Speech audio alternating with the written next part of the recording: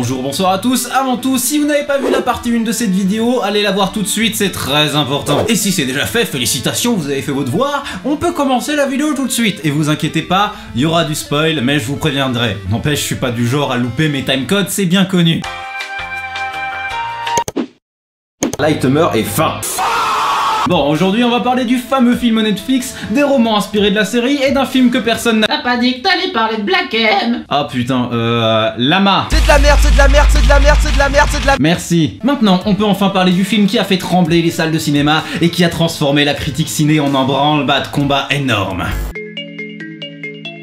Tout commence en 2007 et on assiste alors à une partie de patates chaudes entre les réalisateurs qui se sont envoyés le projet dans la gueule pendant 9 ans. À croire que vraiment personne n'en voulait, mais on reparle de ça plus tard. Je vais vous passer les détails parce que je suis pas là pour vous faire la lecture de Wikipédia, mais ça s'est joué entre la Warner et Netflix. Et au final, Netflix l'emporte et l'apocalypse commence. Le 22 mars 2017, Netflix te poste sur YouTube le premier trailer et la barre de like prend cher. Tout le monde se plaint du fait que Light ne soit pas japonais, la gueule du Death Note est dégueulasse et elle est noire. Ça s'engueule et finalement, le 25 août, le film sort. L'œuvre de base est un chef-d'œuvre d'écriture millimétrée à mi-chemin entre Machiavel et Sherlock Holmes. L'adaptation de Netflix est une insulte pure et simple. Un cohérent scénaristique se fait avec pas de grand chose à respecter, je suis... Alors je mets 0,5 sur 5 parce que le livre est beau dans le film. Gueule, tout le monde se calme, on va s'asseoir, se mettre un doigt dans le pétou et prendre un café. Nox, résume. Allez, ça roule. Light Turner est un lycéen normal qui tombe sur un Death Note tombé du ciel. Pendant qu'il est retenu après s'être fait frapper par un gros con, il tombe sur Ryo qui fait preuve de sang-froid.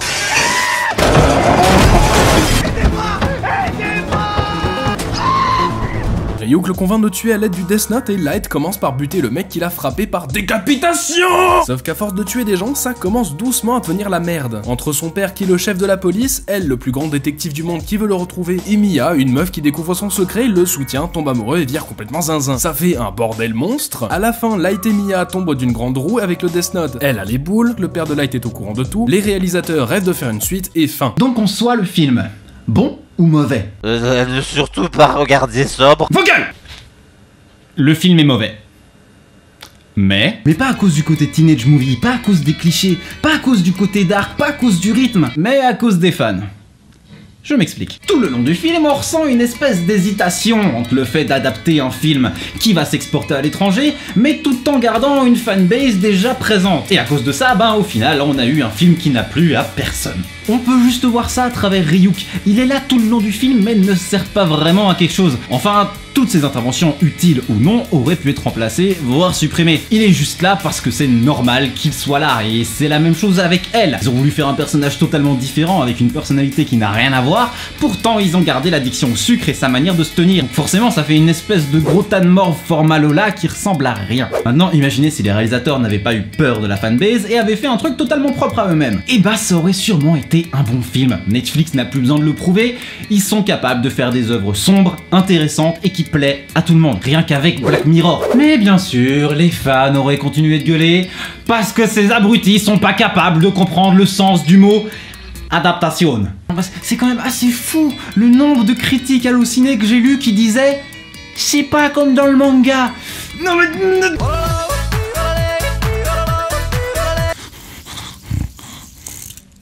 Ça va mieux. Non, parce qu'en dehors de tout ça, le film avait tout pour réussir. La réalisation est superbe, il y a des plans juste magnifiques, la lumière est ultra bien gérée, la VF est bonne, le jeu d'acteur passe largement, les FX sont bons, et surtout, il y a eu une idée de réalisation que personne n'a relevée, ou alors c'est moi qui ai des dons de médium incroyables. Je veux dire par là que les réalisateurs ont réussi à faire que Light Yagami soit présent dans le film. Je parle bien de Light Yagami. Pas Light Turner. Il est là depuis le début, et personne ne l'avait vu. Juste là, sous vos yeux, au putain de premier plan pendant tout le film. Les réalisateurs l'ont juste divisé en deux autres personnages, et je parle de Light Turner et de Mia. Turner est le côté humain de Light, le côté peureux et hésitant qu'on pouvait voir au début de l'animé Death Note, tandis que Mia est plutôt le côté malsain et destructeur qu'on peut voir à la fin de l'animé. Je parle ici du Light totalement fou qui est prêt à tuer son père, et on le voit bien, Light Turner ne veut pas tuer son père, tandis que Mia l'incite à le faire. On peut d'ailleurs encore mieux le comprendre juste avec cette scène. Alors va tout de suite me chercher mon putain de cahier. Mia demande à Light de lui donner son cahier. C'est le côté sombre de Light qui veut récupérer son cahier. Parce que je rappelle que le cahier appartient techniquement à Light Turner et Mia n'a rien à voir là-dedans. Et c'est compréhensible qu'ils aient fait cette sorte de division de personnalité. Déjà que le film a été critiqué parce qu'il rushait pas mal et que tout allait très vite. Imaginez maintenant si la croissance de la folie de Light devait être retransmise en 1h30. Ça n'aurait eu aucun sens. Et pour moi, ceci est la preuve que les réalisateurs derrière le film savaient ce qu'ils faisaient. Mais malheureusement, la pression des fans a été trop forte. Non, mais tu nous dis que de la merde. Tu ne te rends pas compte à quel point ce film a violé tout l'univers de Death Note. Je me désabonne de ta chaîne, espèce de vendu. Va te faire foutre.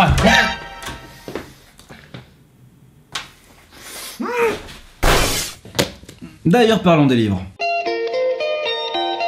2 romans Death Note sont sortis, un qui se base sur le film Elle, ou alors c'est l'inverse, on s'en fout, et un autre qui se passe dans l'univers de Death Note. On va passer vite fait sur le premier, en gros c'est juste le film Elle avec plus de détails et moins de problèmes de jeu d'acteur. Mais intéressons-nous au deuxième, du nom de Death Note, Another Note, l'affaire Bibi des meurtres en série de Los Angeles. Ouais, ils avaient pas plus con. Donc dans ce bouquin, on suit l'histoire de notre chère Naomi quand elle travaillait encore avec elle, tout cela raconté par Mello, et franchement il rajoute du charme. Cette fine équipe part à la chasse du tueur en série du nom de Beyond Birthday, blablabla.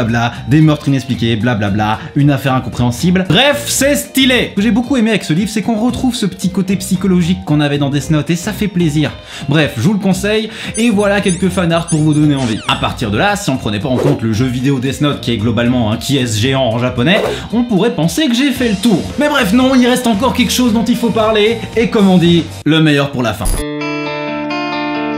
En 2016, un film Death Note est sorti et il n'a fait absolument aucun bruit. Chez nous, j'ai parlé avec beaucoup de fans du manga et personne ne m'en a jamais parlé. Heureusement, je suis tombé dessus avec mes recherches et je dis bien heureusement car ce film est trop bien. Laissez-moi vous présenter Light Up the New World.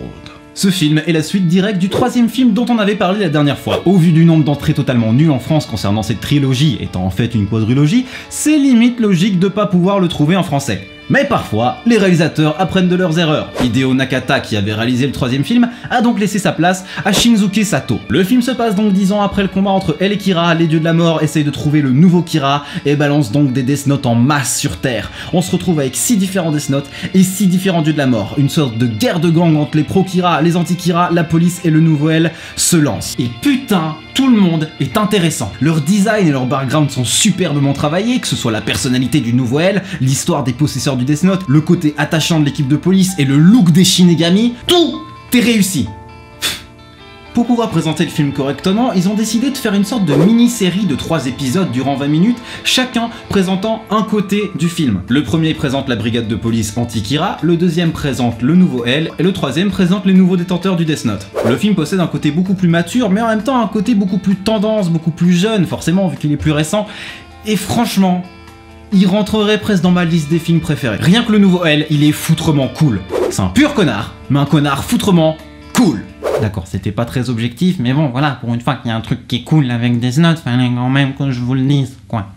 Franchement, j'ai pas envie de vous en dire plus sur ce film, histoire que vous ayez la même surprise que moi en visionnant la chose. Vous êtes pas obligé de regarder la mini-série avant de regarder le film, même si c'est mieux, mais franchement, allez voir ça, ça vaut le coup. Et au passage, comme je vous l'ai dit, il est introuvable en français, donc s'il y a des traducteurs qui me regardent et qui sont chauds pour sous-titrer tout le film en français, faites-le, je vous assure que vous verrez pas les 2 heures passer et il vaut le coup. N'hésitez pas à venir me voir sur Twitter et sur Facebook si jamais vous l'avez fait, je me ferai un plaisir de le partager. Et voilà, maintenant on a vraiment fait le tour. En conclusion, l'univers de Death Note est putain de génial et c'était pas si compliqué de faire quelque chose de bien avec. Si jamais vous voulez soutenir l'émission, vous pouvez le faire gratuitement sur Utip en regardant une petite pub de 30 secondes qui va nous rapporter 10 centimes. Et je dis bien nous parce que maintenant Lama et Nox font partie des analyses. D'ailleurs maintenant vous pouvez aussi faire des dons mensuels si jamais vous en avez envie. Bref, oubliez pas le pouce bleu, le partage, les réseaux sociaux, l'abonnement, tout ça. Et nous on se retrouve le mois prochain pour parler de la critique YouTube. Et bordel, je vais pas me faire que des potes avec cette vidéo.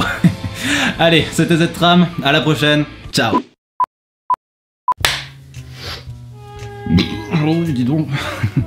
Aujourd'hui, on va parler du fameux film Netflix, les céréales de l'enfer. Maintenant, imaginez si les réalisateurs n'avaient pas eu peur de la fanbase et avaient fait un truc totalement propre à eux-mêmes. Et même si. D'ailleurs,